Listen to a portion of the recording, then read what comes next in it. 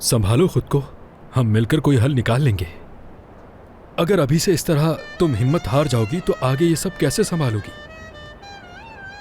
मुझे देखो, तुम्हें इस सब के लिए खुद को बहुत मजबूत रखना होगा। इस तरह मायूस रहने से तुम्हें कुछ हासिल नहीं होगा। ज़ैनब, मेरी बात सुनो। अगर बात पैसों की है तो मैं कहीं ना कहीं से बंदोबस्त कर लूंगा। नहीं, शुक्रिया तुम्हारा। नसरीन ने कहा है कि वो बंदोबस्त कर देगी। अगर वो करना चाहती है तो उसे जरूर करने दो, मगर पहले तुम्हें अपने आप को संभालना होगा। समझ रही हो ना? देखो ज़ैनब, मैं हमेशा तुम्हारा साथ दूंगा, चाहे दिन हो या रात हो।